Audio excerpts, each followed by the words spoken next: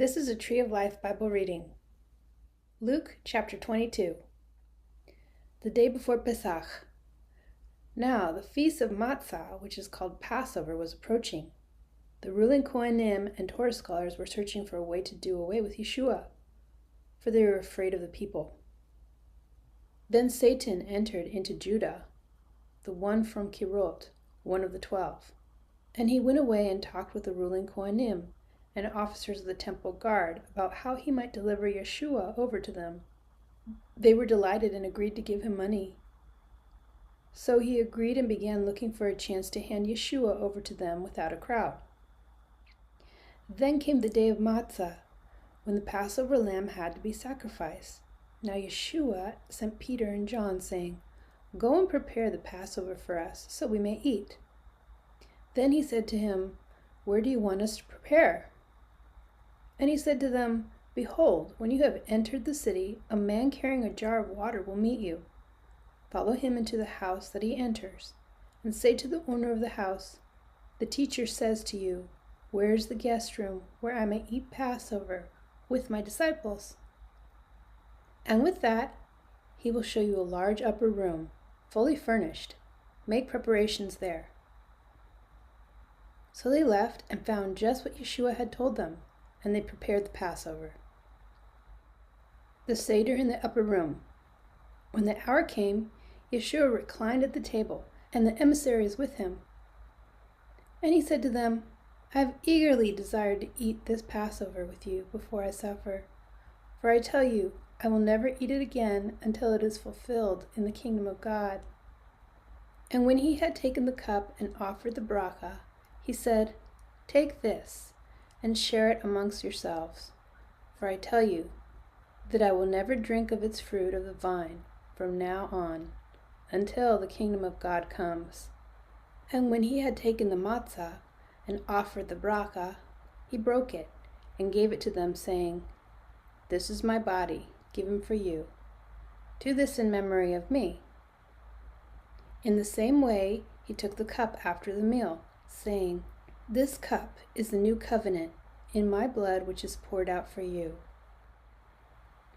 But look, the hand of the one betraying me is with mine on the table. For indeed, the Son of Man is going as has been predetermined, but woe to that man by whom he is betrayed."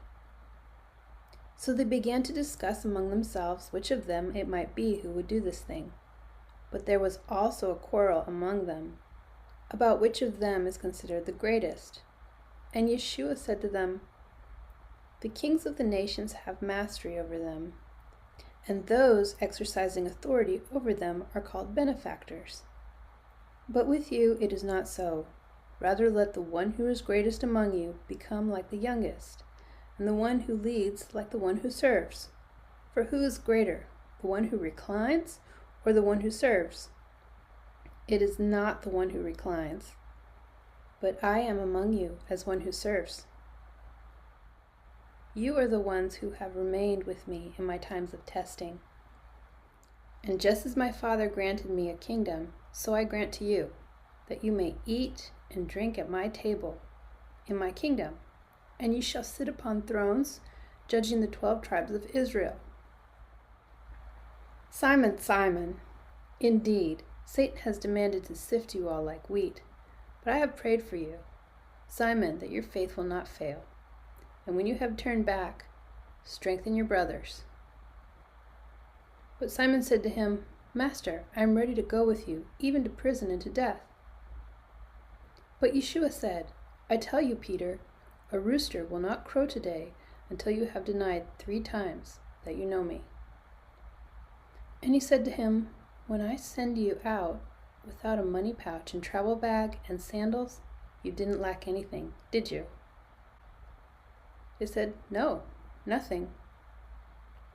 Then he said to them, "But now, whoever has a money pouch must carry it, as well as a travel bag. And whoever does not own a sword must sell his cloak and buy one. For I tell you that this which is written must be fulfilled in me." And he was counted with the lawless. For what is written about me is being fulfilled. But they said, "Master, look here, 2 swords." And he said to them, "It is enough." Yeshua prays at the Mount of Olives. And Yeshua came out and went as usual to the Mount of Olives, and the disciples followed him. When he reached the place, he said to them, "Pray that you will not enter into temptation." And he pulled back about a stone's throw from them, got on his knees, and began to pray, saying, "Father, if you are willing, take this cup from me. Yet not my will, but yours be done." Now an angel from heaven appeared to him and strengthened him. And in his anguish he was praying fervently, and his sweat was like drops of blood falling down on the ground. When he rose up from prayer, he came to the disciples and found them asleep, exhausted from grief. And he said to them, "Why are you sleeping? Get up and pray, so that you won't enter into temptation." Betrayed. While Yeshua was speaking, suddenly a crowd came, and the one called Judah, one of the 12, approached Yeshua to kiss him.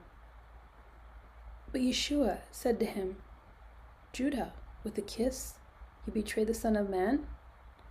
When those around him saw what was going to happen, they said to him, "Master, shall we strike him with the sword?" And one of them struck the servant of the Kohen Gadol and cut off his right ear. But Yeshua answered and said, "Stop this now." He touched the man's ear and healed him.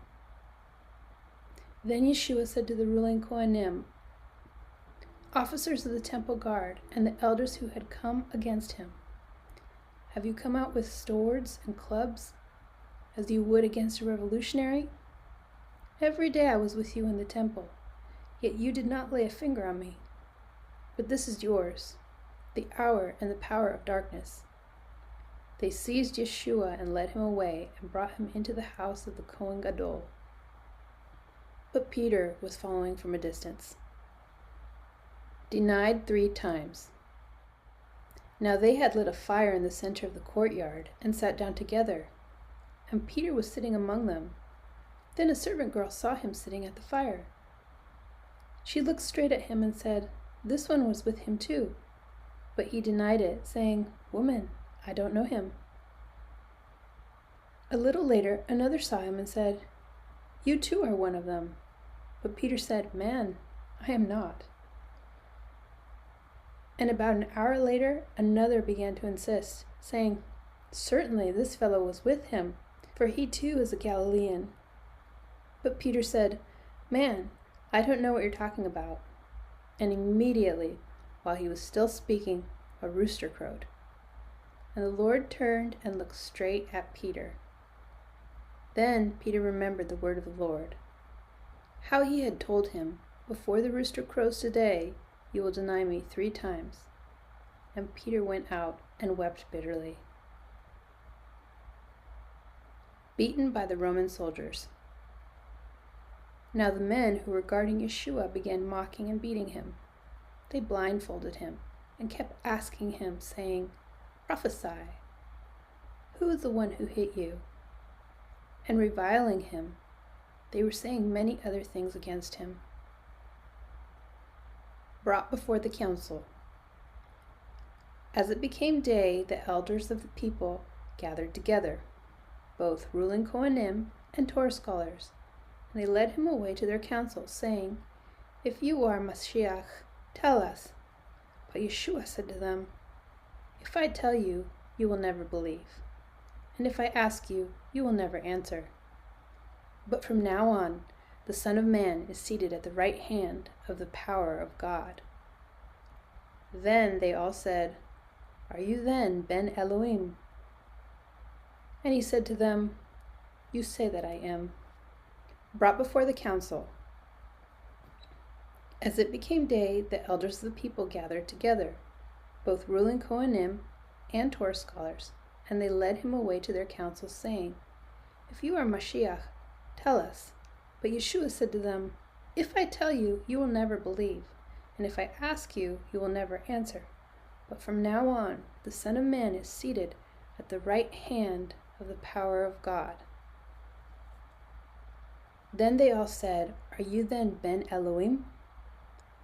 And to them he said, "You say that I am." Then they said, What further need do we have for testimony? For we have heard it ourselves from his own mouth.